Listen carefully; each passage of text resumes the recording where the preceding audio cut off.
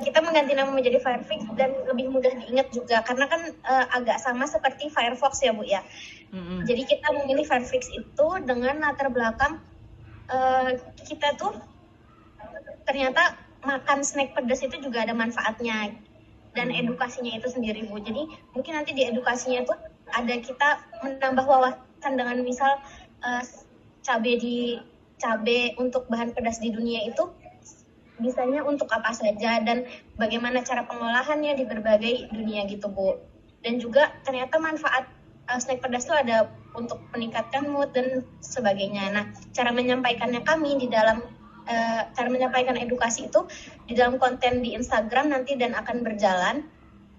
Kemudian juga bisa dari nanti kita rencananya masih mau membuat seperti blog site atau website gitu Bu. Nah itu nanti mungkin ada sejarah cabai, manfaat dan semacamnya. Juga kita nanti rencana kita itu mau membuat konten tentang desain juga Bu. Karena kan di sini kita juga ada tujuannya itu biar snack ini tuh menjadi menarik. Jadi mungkin kan yang di pasaran contoh Indonesia itu kami menunggu dari kalian juga gitu ya. Jadi di edukasi itu yang bikin apalah kita masih kekurangan banyak banget gitu ya. Kalaupun ada sekarang sumber belajar yang dari luar negeri itu nggak relate gitu.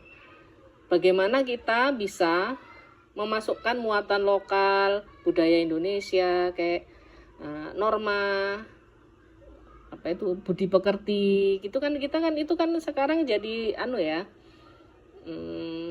jadi apa PR gitu loh di dunia pendidikan ya kan. Nah itu kalian bisa memasukkannya sebagai ide-ide untuk edupreneur itu dan manfaatkan teknologi. Apakah nanti kalian membuat platformnya atau membuat game edutech atau membuat aplikasi khusus, kemudian apalagi ya, apakah buku yang nanti di scan itu nanti ada namanya VR kayak gitu, itu edutech yang dicari. Dan sekarang kan semakin AI ya, ada AI nanti bikin apps yang bisa sekarang itu disebutnya bisa sesuai dengan personalized learning. Jadi ada anak yang belajarnya itu lambat, ada anak yang belajarnya itu cepat. Nah kalian nanti bisa bersinkronisasi dengan anak-anak IT, membuat website yang ada AI-nya, yang bisa memunculkan, anggaplah misalnya belajar matematika gitu, mulai dari pecahan, desimal, apalagi ya, variabel ya, kayak gitu misalnya, persamaan, X, Y, dan seterusnya. Ada anak yang langsung lompat bisa langsung kuadrat gitu, persamaan kuadrat yang rumit, aljabar yang rumit. Ada yang anak dari pecahan itu masih lama. Nah itu ketika anak A yang lama ini buka website yang sama, maka AI akan memunculkan soal yang gampang aja sesuai dengan dia. Kalau sudah kesimpan, nanti data dari situ sama AI-nya dimunculkan. Kamu sekarang belajar ini ya, untuk misalnya memotivasi dulu. Biasanya anak-anak yang rada lambat belajarnya kan dikasih soal rada sulit kan jadi jiper ya. Jadi nggak pede, malah nggak pengen belajar. Nah itu persoalan itu nyata di dunia pendidikan ada kan.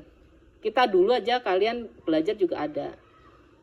Nah kita hadir di situ tuh karena kita tahu teorinya kan. Oh ada teori konstruktivisme loh. Oh ada project based learning loh. Kalau berbasis project based learning itu anak-anak suka karena anak sekarang suka create their own project. Bu Heni tahu dari mana? Saya baca bukunya. Judulnya The Learning Game. Jadi emang harus banyak baca buku juga tentang edukasi zaman now ya. Edukasi zaman sekarang. Bahkan pembagian gaya belajar, kinestetik, auditori itu sekarang sudah dianggap nggak valid. Karena nggak bisa anak itu, dia kinestetik tok itu nggak ada. Pasti gabungan misalnya. Kemudian otak kiri dan otak kanan sekarang itu sudah nggak boleh terlalu lagi disebut. Karena nggak bisa otak kiri tok yang bekerja, itu nggak bisa, pasti ada campur tangan otak kanan kayak itu. Jadi pendekatan pendekatan kita ke edukasi itu sudah harus yang baru. Nah, kita hadir tuh menjadi edupreneur itu, either apapun. Apakah kamu sebagai informan saja memberi informasi, ataukah membuat produk, ataukah malah membuat jasa gitu. Apakah bisa bekerja sendiri? Ya pasti kalau karena kita sudah di teknologi ya butuh konfirmasi sampean, kolaborasi dengan anak-anak IT. Nah, gitu. Jadi mengeksplorasi edukasinya itu potensi besarnya, keunggulannya itu dipegang oleh kalian. Saya dulu ketika S2 merasakan hala teori apa ini, apalagi saya dulu dari sains ya, dari kimia. Apa bener ini teori, kok teori banget sih gitu kan. Dari Piaget itu ya, sampai siapa lali aku. Pokoknya teori-teori pedagogi itu kan apa bener orang apa konstruktivisme apalah itu, masa sih ini masih berlaku. Saya teliti kan itu udah berapa ratus tahun yang lalu misalnya, masa sih berlaku sih gitu. Tapi seketika saya membuka sendiri startup edukasi, oh ini ternyata bisa beneran gitu. Oh iya ya ternyata, kenapa ya kok anak-anak ini gak ngerti misalnya. Kalau misalnya gini, belajar coding awal ya, bikin langsung saya bandingkan. Saya presentasikan dulu gamenya hasil, kemudian dimainkan, lalu bikin. Untuk anak-anak gimana, untuk orang dewasa gimana hasilnya. Untuk anak-anak berhasil, untuk orang dewasa nggak berhasil. Oke, orang dewasa berarti tulisan dulu, dijelasin satu persatu. Kemudian anak-anak juga, saya balik. Untuk anak-anak saya kasih teks dulu, studi case misalnya. Jika kucing akan menabrak tikus, maka dia akan melompat dan menjadikan ini, misalnya gitu ya. Pakai kata-kata, pakai tulisan. Anak-anak nggak berhasil. Jadi, apakah itu harus pakai audio ataukah pakai gambar untuk draft? Oh, nggak berhasil. Oh ternyata teori ini benar ya. Kemudian misalnya satu kali saya nggak berhasil, kemudian kan ada kan teori yang repetisi, penguatan, itu saya lupa ya apa ini konsepnya di TP. Oh ternyata benar, jadi teori itu benar loh ternyata. Nah itu yang tahu kan kita, anak-anak TP, kalian. Nah, itu sangat, sebenarnya kalau kalian nanti kerasa banget kalau sudah skripsi ya. Skripsi bikin latar belakang teori dan lain-lain itu kan masih di situ. Nah itu sebenarnya kalau ditekuni, ditarik menjadi suatu edupreneur itu bagus loh. Dan kita butuh. Dan semoga kalian siapapun itu nanti di kelas ini yang meneruskan akan menghasilkan satu produk edupreneur yang sangat dibutuhkan oleh Indonesia gitu. Pun sekecil apapun masalah di dunia pendidikan ya, apapun lah, misalnya anak sekarang kelas 6 belum bisa membaca, itu kan masalah, itu masalah loh. Terus gimana? Nggak usah HP terus, itu rugi. Itu bukan cara berpikir anak TP. Jadi kalau mendengar itu gimana ya dari segi pendidikan biar itu tidak terjadi, gimana anak bisa membaca, kenapa, kita runtut dulu problemnya. Nah ini pendekatan edupreneur itu kalian ambil jika ada problem seperti itu. Misalnya sekarang ada kekerasan asusila ya, banyak anak SD, anak SMP sudah melakukannya. Kenapa? Kenapa itu? Gitu. Apakah karena aksesnya ini? Kenapa anak-anak itu punya waktu luang yang banyak? Kenapa mereka hanya berkumpul-kumpul dengan temannya harus melakukan sesuatu yang dilihat itu misalnya pornografi dan lain-lain? Kenapa mereka sudah berani di usia seperti itu?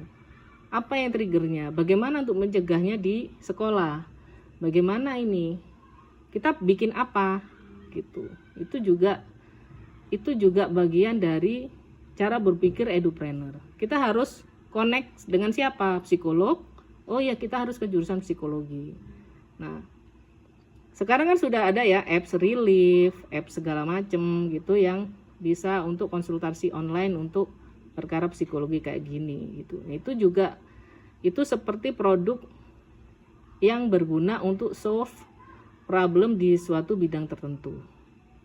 Nah, kalian atau kita adalah seorang edupreneur gitu. Dengan konteks ini diharapkan jika ada masalah, maka solusi yang kita tawarkan atau yang kepikiran itu ada sangkut pautnya dengan itu. Nah, itu yang membuat kita, kalau di elektron ya, karena Bu Heni anak kimia, kalau di elektron itu namanya konfigurasi elektron masing-masing. Jadi setiap elektron itu posisinya nggak ada satupun yang sama di dunia ini. Itu ada bedanya dari bilangan kuantumnya, beda. Nah, kita posisi elektron sebagai edukator atau edupreneur itu posisinya beda. Nah, kita ada di situ. Tantangannya apa? Nyari duitnya. Itu tantangannya. Karena edukasi dan trainer kalau di Indonesia masih belum sangat diterima kecuali modalnya gede. Ya, sudah langsung bikin apps yang bagus kayak super apps, Ruang Guru, Zenius dan segala macam. Tapi itu tidak menghapus peluang bahwa di satu sisi dengan produk yang sangat minimum pun, MVP kalian pun itu bisa jadi solusi gitu. Jadi pendekatannya seperti itu ya. Gitu. Jadi di pendidikan di Finlandia sudah malah mengurangi mengetik di screen. Jadi anaknya harus menulis di paper and book, buku dan pensil gitu. Tapi kalau menurut saya karena kita sudah screen generation nih, anak-anak sudah sejak janin aja ibunya udah main HP kan ya, udah pakai HP, pakai screen segala macam, iPad segala macam. Mereka sudah terpapar juga. Jadi kita bisa menyajikan kontennya di screen. Kemudian bagaimana caranya membuat IoT? IoT itu namanya Internet of Things. Misalnya ada webcam khusus misalnya ini ya. Namanya ide ya. Webcam khusus yang bisa nyeken kegiatan anak itu menulis dengan benar. Misalnya gitu. Jadi teknologi itu yang membantu kita agar proses belajar mengajar itu menarik gitu dan mudah. Jadi teknologi yang kita ambil, bikin ide aja sekreatif mungkin, bagaimana itu bisa jadi solusi. Gampangannya itu lihat dulu zamanmu sekolah ya, TK, SD, SMP, SMA. Dulu gimana? Belajar apa sing enak? Belajar apa sing gak enak? Kamu suka matematika enggak? Kalau enggak kenapa? Gimana caranya kamu suka? Seandainya begini misalnya. Seandainya begini. Oh pasti seru, paling aku seneng gitu. Belajar matematika. Misalnya aku belajar matematikanya pakai game misalnya. Nanti hasilnya aku harus lapor ke guru. Bu, aku sudah sampai ke pecahan kok desimal. Pecahan campuran misalnya. Nanti dapat reward atau apa. Nah, itu kan ada gamification learning. Nah, itu alur berpikir yang jadi atmosfernya kita anak-anak teknologi pendidikan gitu.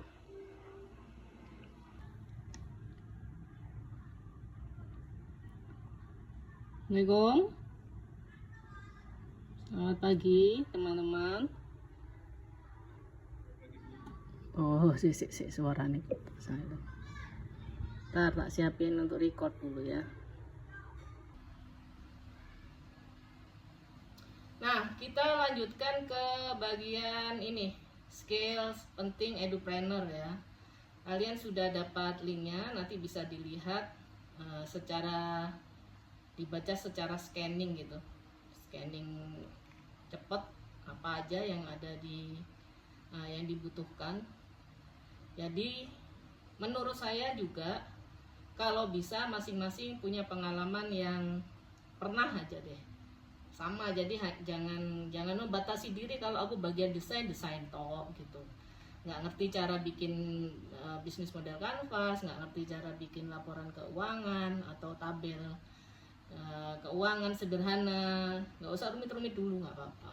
Tapi kalau bisa setiap tahap kalian ikut terlibat dan praktek, karena anggaplah masing-masing kalau udah lulus dan nggak bisa gabung lagi, buyar, bubar startupnya misalnya, kalian bisa bikin sendiri-sendiri. Nah, grand design gambaran besar dari skill penting untuk edupreneur itu atau entrepreneur pada umumnya adalah ada hard skill, ada soft skill gitu. Hard skill itu nanti akan membantu ke operasionalnya sehari-hari, jadi nanti akan membantu. Kan ada template-templatenya, misalnya laporan keuangan atau templatenya untuk menyimpan data konsumen dan lain sebagainya. Itu sekarang sudah banyak yang jual templatenya, bahkan custom, atau kamu cari yang gratisan. Nah, gitu yang bisa membantu. Jadi kita nggak mikir tabel ini nanti isinya apa aja ya, atau kita browsing sendiri kelamaan gitu. Jadi nanti bisa apalagi sekarang ada AI ya, kalau bisa nanya, bantu saya membuat laporan keuangan untuk startup ini yang cocok. Kadang-kadang kalau saya beberapa kali beli template laporan keuangan dari orang yang memang jago Excel atau Google Form dan lain-lain tuh, tapi nggak matching, jadi terlalu banyak kolomnya. Jadi kalau kalian bisa minta bantuan AI untuk itu dan tinggal mengisinya rutin gitu. Hard skill pasti kalau saya dulu kan learning by doing dulu baru belajar bisnisnya. Dua-duanya menurut saya kalau untuk startup boleh-boleh aja start gitu, nggak harus tahu bisnisnya banget sampai harus ikut bootcamp yang mahal misalnya ya, belani gitu. Karena ini pengalaman saya juga waktu di inkubator bisnis UNER itu, walaupun saya udah jalan 1 tahun lebih itu kan, tapi saya by doing aja ya, angger gitu ya, atau bonek lah, nekat aja bikinnya. Tapi ketika dikasih pelatihan yang mampet maksudnya apa, intensif dalam 2 hari, dan itu materinya itu advance banget. Misalnya cara mencari tim gitu pun ada kanvasnya, harus cari orang ini sifatnya harus begini. Misalnya terus nanti ada founder, ada perjanjian antar founder berapa persen dengan co-founder berapa persen, misalnya keuangan gitu ya, hukum, legalitas gitu. Apalagi strategi marketing itu kan padat 2 jam, dikasih soal, dikasih workbook, kita disuruh mengisinya dengan cepat, rencana bagaimana ngeran bisnis itu. Dan saat itu saya keteteran dan nggak ngerti itu isi apa ya gitu, karena hanya pengalaman 1 tahun dan itu organik bisa disebut. Nah, justru setelah selesai camp itu di Erlangga Camp, Startup Camp, baru saya tahu bahwa kesulitan saya, misalnya saya berencana membuat 1 tim, ternyata gagal gitu. Kok gak nyatok ya, apa? Nggak ngeklik ya ini tim yang saya tim inti yang saya rekrut ini, sekitar tim inti ini kok ternyata saya nggak bukan disortir anggaplah nggak dikurasi dulu gitu loh. Kalau orang manajemen butuhnya sifatnya begini, kalau tutor sifatnya begini, kalau ini sifatnya begini, harusnya kita lihat dulu itu di dalam tanda kutip disortir dulu ya, atau dipilih dulu. Oh iya ya, harusnya kalau sekarang saya ngalami ini, pada saat itu ada mentor, saya bisa nanya nih gitu.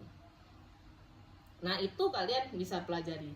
Materi yang saya berikan sekarang bisa jadi kata kunci. Jadi mungkin ini hanya deskripsi pendek, tapi kalian bisa nanti mencari lagi, membrowsing lagi, ini gimana sih bikinnya, dan sesuai dengan startup kalian gitu. Jadi semoga saja kalau sejak kuliah kalian bisa punya tim yang solid sampai lama ya, walaupun nanti misalnya petal gitu kan bisa saling berkolaborasi dengan skill masing-masing gitu. Tapi yang pengalamannya Bu ini adalah menjadi CEO itu kan ataupun pebisnis itu harus tego gitu ya. Misalnya ini nggak cocok ya udah diputus gitu. Ataupun orang yang kita sudah membina segimana mungkin gitu ya, walaupun misalnya membinanya kita secara soft gitu ya untuk dia dijadikan leader, ketika sudah puncaknya ternyata dia mundur bikin sendiri gitu misalnya. Nah itu memang bisa dialami, tapi kalian kalau nanti bisa mempelajari bagaimana manajemennya itu nanti dikaitkan dengan legalitas, misalnya sudah ada perjanjian, kemudian gimana caranya misalnya berlima ini kan kalian brainstorming yo, punya idenya itu kan rahasia kan, gak olah dicerita non yang koncone di luar startup misalnya, ini kan udah bisnis beneran kan ya. Itu namanya ada perjanjian apa itu NDA, non disclosure agreement gitu ya. Ada perjanjian untuk tidak boleh mengungkapkan rahasia dan lain-lain.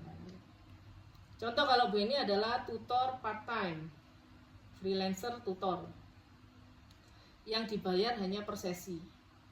Itu kan mendapatkan modul dan sistem dari kita kan, SOP gini. Nah itu harus tanda tangan surat perjanjian itu. Nggak boleh nyeritakan kalau ketahuan nanti ada punishment-nya, misalnya di-cut kayak gitu.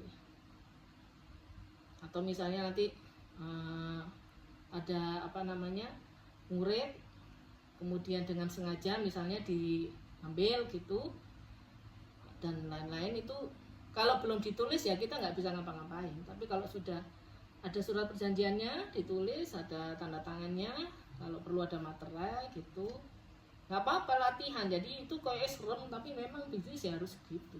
Kalau enggak ya nggak bisa mengikat, karena membina tim itu kan waktunya banyak gitu ya, energinya banyak, kemudian apa itu mengelolanya juga banyak lah. Nek wis apik timnya moro kabur Pak yo piye, tapi itu juga bisa terjadi. Cuman dengan dipelajari nanti bisa siap-siap gitu. Makanya kalau sekarang anak kuliah kan disuruh berkelompok, itu sakjane iku belajar ngono rek. Seumpama kalian ketika kuliah tuh serius, ojo sing garap satu orang neng namanya gandol kabeh, itu percuma. Paling masuk ke IPK kalian gitu toh. Nanti keluar kalian kerja beneran, masuk ke tim genandapan gitu. Kalian serius sejak kuliah sekarang ini. Emang semua itu sudah didesain untuk melatih itu kamu. Mungkin nggak kerasa kalau kuliah, kalau kerja kan kerasa. Kalau enggak kan aku di PHK misalnya, aku nggak digaji atau dipotong. Nah, non disclosure agreement itu bisa memberi denda. Misalnya kalau modul ya, misalnya modul dari hashtag coding dijual di luar ketahuan, nanti dia didenda. Itu kita bisa tulis gitu ya. Kesepakatan itu bisa ditulis sakarepe kebutuhan nih. Cuman format-formatnya, cara nulisnya itu mengikuti apa ya, legal paper lah gitu. Itu ada banyak contoh-contohnya. Nah itu hal yang sangat-sangat baru yang sebenarnya sendiri sebagai praktisi, oh iya ya harus ada legalitas ya gitu, harus ada maksudnya manajemen yang dilindungi legalitas. Misalnya udah sulit-sulit kita bikin buku, kalian misalnya cooking book atau craft trainer kemarin apa jenenge lali Jenny misalnya udah bikin craft book misalnya ya, logbook yang motone wis wangel gitu, tiba-tiba dibaca kayak gitu kan. Kalian harus bayar harus daftar hak kekayaan intelektual berapa, bayar beli merek itu beli daftar merek itu berapa, hakinya itu berapa, itu seje harganya rek. Bikin PT juga beda, harganya beda-beda. Tapi biasanya di inkubator bisnis atau Desperindak atau apa itu ada momen gratisan. Jadi ada, kalau saya dulu juga ada NIB gratis ikut. Kemudian PT karena kebetulan di inkubator dibikinin PT-nya gratis. Untuk merek dan lain-lain kalau temennya Bu Heni di Desperindak itu gratis. Mereknya Crafter ya, biasanya Crafter sama, karena Desperindak sih UMKM kan, Crafter sama food ya. Jadi kalau food itu ingat hati-hati kalau kuliner kalian harus ada apa namanya PIRT sama halal, itu wajib. Nek kepingin perusahaannya gede ya, walaupun nanti ada edukasinya di situ. Makanya kalau kenapa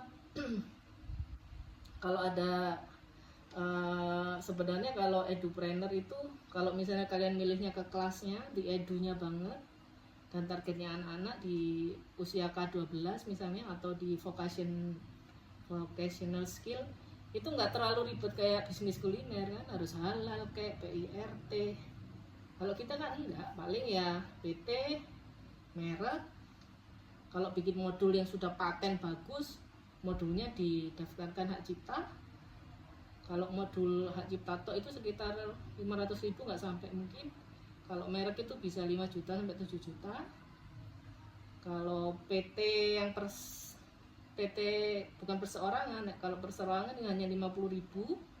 Kalau PT yang banyak orang, yang startup banyak orang tuh 10 jutaan, 7 sampai 10 jutaan. Kayak gitu. Nah, kalau ada anak SD yang belum lancar membaca, menulis, berhitung kelas 4, 5 SD, di mana kamu cari beritanya?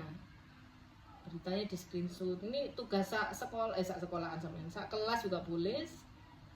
Sak kelompok juga boleh. Yang seenaknya gimana nanti Sofia ya yang handle nanti. Divalidasi dulu masalahnya. Saya tak jelasnya sih Sofia. Divalidasi, oh ya masalahnya ini beneran gimana, misalnya di daerah pelosok Kalimantan misal, kenapa itu terjadi, dilihat dulu. Tapi itu nggak sampai di pelosok Kalimantan juga. Kemarin yang training ke Bu Heni itu dari Gresik atau Lamongan ya, pokoknya rada desa banget, rada desa lah. Itu muridnya kelas 6 SD belum lancar baca tulis ada 4. Lalu Jawa Timur pun ada gitu. Kenapa gitu? Apakah dia anak berkebutuhan khusus? Apakah slow learner misalnya? Ataukah dulu belum, kok bisa lulus padahal sampai kelas 6 SD? Nah, itu divalidasi masalahnya. Kalau sudah ketemu masalahnya apa? Misalnya terlalu banyak akses screen gitu, terus kok bisa lulus sekolah karena tugasnya selalu kelompok, jadi dia nggak di assessment personal kayak gitu misalnya. Nah, ide kalian apa yang bisa nanti diangkat sebagai rangkaian startup edutech atau edupreneur? Macam-macam kan ya, mau jadi jasa atau jadi produk atau jadi program atau mau jadi mitra kolaborasi atau kalian jadi sociopreneur atau crowdfunding, ada semacam-macam gitu ya. Oke Sofia, iso kan ya? Berarti Bu ini berdasarkan studi kasus ya? Nah ya berdasarkan studi kasus. Nanti tapi jawabanmu atau idemu bebas siapapun, atau wajib lah ya, wajib per orang menuliskan masalah dan idenya itu di Padlet ini gitu. Jadi ada, kalian bisa jadi rujukan bacaan juga gitu, diurut di situ. Seide, sekreatif mungkin. Nah, tapi awal sebelum ada ide solusi itu, masalahnya harus divalidasi dulu. Masalahnya apa ya kira-kira? Kalau nggak tahu berarti nanya ke gurunya. Masalahnya apa kira-kira? Kalau gambaran saya nanya ke teman yang training ke Bu Heni itu, kok iso lolos Mbak? Kok bisa belum bisa baca? Itu katanya orang tuanya tidak, menurut saya Bu ya, dalam tanda kutip itu nggak peduli gitu, nggak care gitu, karena saking sibuknya masing-masing kerja ya. Kita nggak tahu kondisinya banget ya. Jadi ya mungkin itu kan pola kurikulum yang kemarin itu mungkin nggak terlalu bisa melacak atau bebas menilai atau segala macam lah ya, ini nggak terlalu ngerti. Akhirnya ke skip nih, jadi sudah naik kelas 6 bacanya belum lancar, belum bisa memahami bacaan. Nah, gitu. Tapi juga harus memperhitungkan anak nggak bisa baca kan, bisa aja mungkin disleksia, hanya bisa melihat visual gitu ya. Atau anak sekarang lebih suka ada visualnya, berarti solusinya apa? Itu mungkin apakah kalian memberi jasa apa, memvisualisasikan kayak atau apa. Tapi ya itu mana harus banyak di riset masalahnya yang terjadi apa. Oke, Uno? Sip ya. Ditulis di Padlet, nggak usah login, nanti itu sudah ada yang menulis kemarin. Apa ini sih nulis? Putri sama Inul lagi, sorry Jikempo soalnya ya. Nah kayak gini, nulis kayak gini ya boleh. Yes, gitu ya. Bagian ini skills penting edupreneur ya. Kalian sudah dapat linknya, nanti bisa dilihat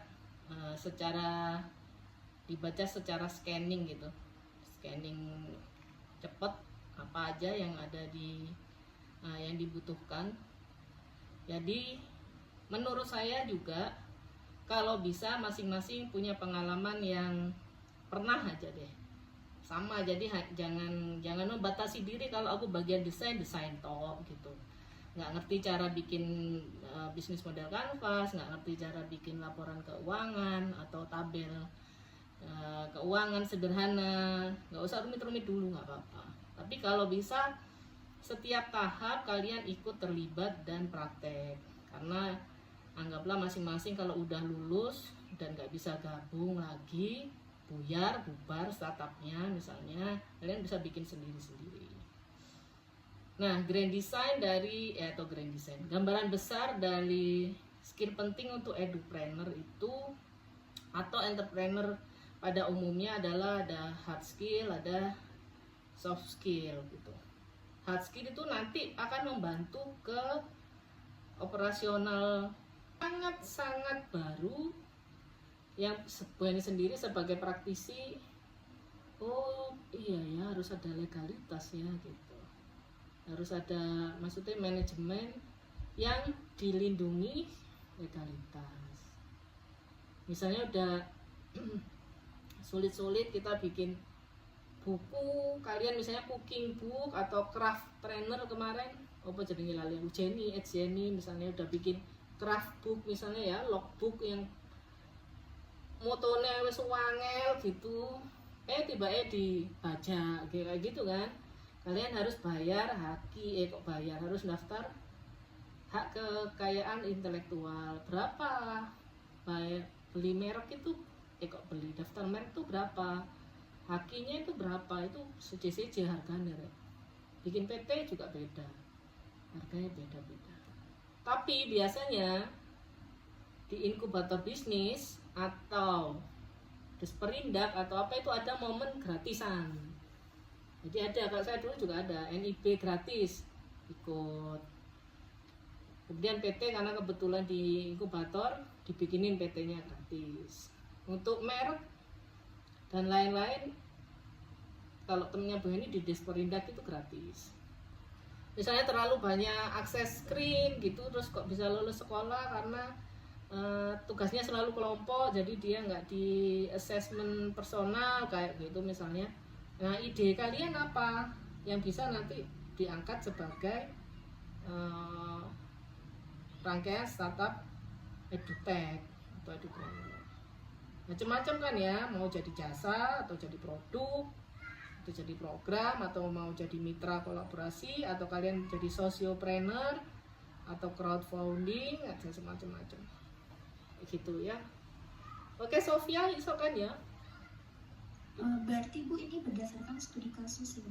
Nah, ya berdasarkan studi kasus. Nanti tapi jawabanmu atau idemu bebas siapapun, atau wajib lah ya, wajib per orang menuliskan masalah dan idenya itu di Padlet ini gitu. Jadi ada, kalian bisa jadi rujukan bacaan juga gitu, di urut di situ.